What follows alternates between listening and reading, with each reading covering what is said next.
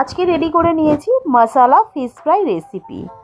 এটা খেতে যেমন সুন্দর হয়েছে, দেখতেও কিন্তু অসাধারণ হয়েছে। অতি অবশ্যই বাড়িতে এইভাবে একবার ট্রাই করবেন, আশা করি আপনাদের খুবই ভালো লাগবে।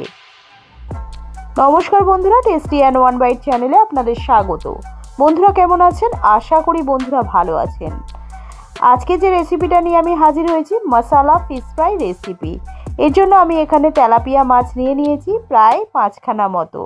মাছগুলোকে কাটিয়ে এনেছিলাম, তারপরে কিন্তু আমি গাগুলোকে এইভাবে কিন্তু চিড়ে নিয়েছি, যাতে করে এর মধ্যে মশলাগুলো প্রপারলি প্রবেশ করে। যে সকল বন্ধুরা ভিডিওটাকে দেখছেন তাদেরকে অনুরোধ রইল পুরো ভিডিওটা দেখার জন্য। যে সকল বন্ধুরা আমার চ্যানেলটিতে নতুন আছেন তাদেরকে অনুরোধ রইল, যদি ভিডিওটা ভালো লাগে তাহলে লাইক সাবস্ক্রাইব করে চ্যানেলটির পাশে থাকলে আমি কিন্তু নতুন নতুন ভিডিও বানাতে মোটিভেট হব। তো এখানে মাছগুলোকে ম্যারিনেট করার জন্য আমি কিছু মশলা রেডি করে নেব। প্রথমে আমি এখানে নিয়ে নেব আদা নিয়ে নিয়েছি 1 ইঞ্চ মতো, কয়েকটা রসুন কোয়া, একটা কাঁচা লঙ্কা আর ধনিয়া পাতা নিয়ে নিয়েছি। এগুলোকে পেস্ট করে নেব। আর এখানে আমি দিয়ে দিলাম মাছের ওপরে হলুদ গুঁড়ো হাফ চা চামচ ধনিয়া গুঁড়ো হাফ চা চামচ, জিরে গুঁড়ো হাফ চা চামচ, ঝাল লঙ্কার গুঁড়ো হাফ চা চামচ, গোলমরিচের গুঁড়ো হাফ চা চামচের একটু কম, গরম মশলা গুঁড়ো স্বাদ অনুযায়ী লবণ, আর 2 চা চামচ দিয়ে দিলাম আমি চালের গুঁড়ো। আপনারা চাইলে কিন্তু এখানে কর্নফ্লাওয়ার ব্যবহার করতে পারেন। আর এখানে আমি যে মশলাটা পেস্ট করে রেখেছিলাম সেটাই এখানে আমি অ্যাড করে দিলাম। দিয়ে হাতের সাহায্যে আমি ভালো করে মশলাগুলোকে মাখিয়ে নেব, যাতে করে মাছের ভেতরে এই মশলাগুলো প্রবেশ করে, খেতে ভালো লাগে।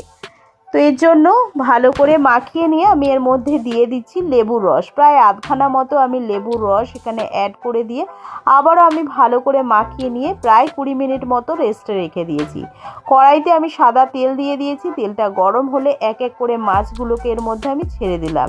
উল্টে পাল্টে আমি কিন্তু লালচে করে ভেজে নেব। তো এখানে এর ওপরে আমি একটা করে কারি পাতার যে ডাঁটি হয় সেগুলোকে কিন্তু দিয়ে দিলাম। দিয়ে আমি উল্টে পাল্টে আবারও আমি ভালো করে ভেজে নিয়ে লাল লাল করে তুলে নিলাম। আবারও আমি আর একটা স্টেপে দুটো মাছ ছিল সেগুলোকে দিয়ে একটা করে কারি পাতা ডাল দিয়ে সেগুলোকে কিন্তু উল্টে পাল্টে আবারও আমি লালচে করে ভেজে নেব। এখানে এগুলো ভাজা হয়ে গেছে, আমি তুলে নিলাম। রেডি হয়ে গেছে মশালা ফিশ ফ্রাই রেসিপি। বললে বিশ্বাস করবেন না বন্ধুরা, খেতে কিন্তু অসাধারণ হয়েছে।